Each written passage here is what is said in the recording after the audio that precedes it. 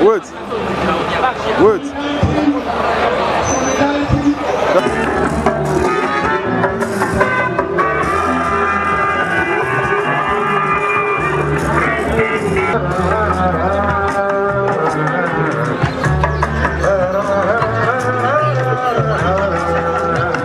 All the industrial unions affiliated to all our centers, the affiliates of NLC, and all other affiliates that are here. Let me salute your courage this morning for turning up this large number to continue to engage in the process of the minimum wage actualization. This rally is very symbolic because of the fact that we want to make the point that the issue of the 30,000 minimum wage is not about the inability of the various stratas of government to pay. I think it's about the lack of will. If there is the will, certainly there will be the way. And therefore we reject any attempt to continue to say that there is no resources to pay the minimum wage.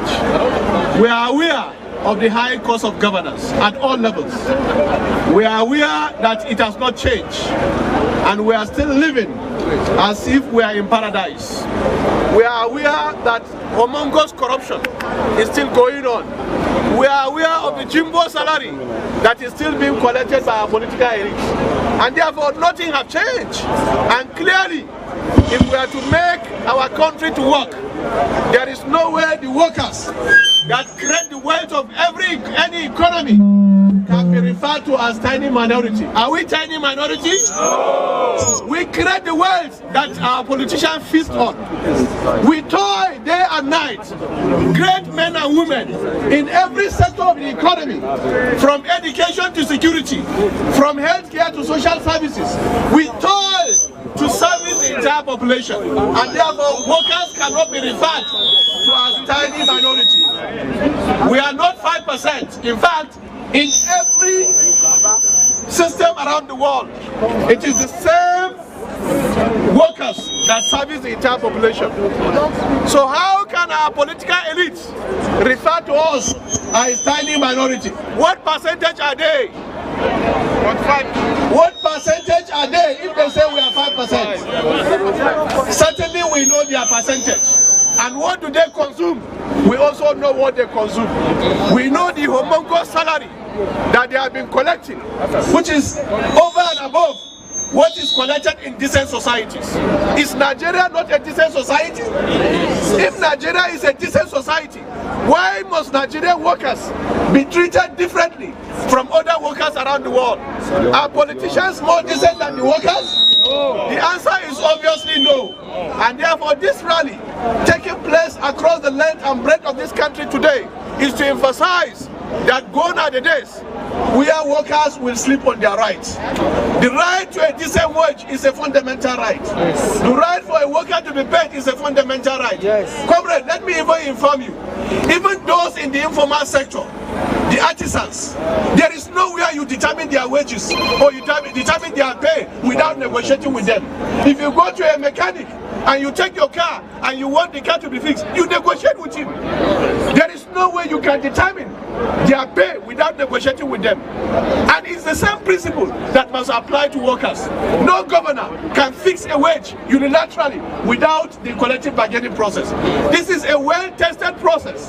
This is something that Nigeria, as far back as 1981, we have been able to achieve. Are we retrogressing if we are trying to undermine the Minimum Wage Act and also the process that is set out by ILO to actually fix a national minimum wage? Let me also emphasize, when some of the political elites of recent are saying that we should allow states to go and fix their wages, is the wage of politicians also fixed by the states? No. Their wages are fixed centrally by Revenue Mobilization and Fiscal Commission. In fact, they padded their wages. What was approved by Revenue Mobilization and Fiscal Commission was also padded, and they are receiving humongous salary that cannot be compared to any country that we are at par. And therefore let us inform them that the issue of a national minimum wage is not about paying a uniform salary across the country. No, In the United States, where you have $10 minimum wage per hour, states can pay 12, and some states are paying 12. Some states are paying $15. And therefore, we are talking of a national benchmark, a national minimum, below which no employer of labor, both in public and private, can actually go below it. If our governors are saying they should be given the power to fix wages, and some of the elites are saying, then who fix the wages of private sector workers? It's an aberration for us to be making progress, and now this progress is about being deterred. So today's occasion is actually to emphasize, in every state, our workers will go to the doorstep of the governors. Let them tell their workers and their pensioners and their family what is their standpoint on the 30,000. They cannot be coming to Abuja and be making statements and they go back to their state and say they are ready to pay. Let every governor now speak to its workers today about what is their position. And we have also said clearly, this is the best period to discuss minimum wage. All over the world, the issue of politics is about workers' interests, it's about citizens' interests. It's about what you have on your agenda. What is the agenda for workers must be discussed. It cannot be wished away.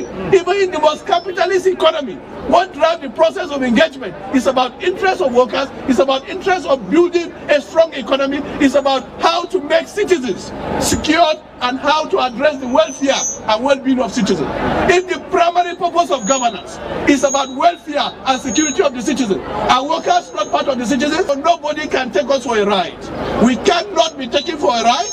It's our right, it's fundamental. When we work, we discuss our wages. When we work, we negotiate our wages. This is the principle globally. And therefore, we cannot, under any illusion, continue to think that government will award us salaries, jumbo salaries. No, they will only award to themselves.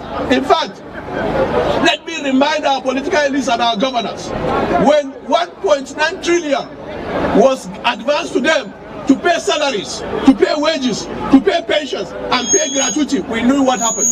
In fact, most of them diverted the money, with the exception of few, which we have mentioned clearly every day. We have few governors that are pro-workers, and they have used these funds judiciously. We have mentioned their name clearly. In Plateau, before the governor came in, he has 7 months unpaid salary. He came and cleared it. They call him Baba Alat. Yes. This we must continue to celebrate. Yes. In Zamfara State, where we have extreme poverty and why the issue of companies have continued is because up till now, some workers receive as low as 7,000 naira as minimum wage. How can we think that we can then pray or hope that insecurity can improve if the people are so poor? We know that poverty is the instigating factor for insecurity. Where people are giving money and they use the money to buy bulletproof cars, we know what it's all about. And even Mr. President have lamented that how can these governors sleep with their eyes closed if their workers are not paid? And therefore, this is the context. If they have been giving such support, if they have been giving such bailout, is it the same governor that will think we give workers 30,000 on a platter of gold? No, the obvious answer is no. Because politics has become business in Nigeria, where people invest money and they want to make maximum return on investment. They don't look at the welfare and well-being of citizens. And therefore, the time has come for us to assert our authority, for workers to be respected, for workers' interests to be respected. What is 30,000 in the context of today's economy? How much is a bag of rice? How much do we transport ourselves to our places of work? How much do we need to take care of our families? Let me tell our politicians that 11,000 workers will directly benefit from the minimum wage.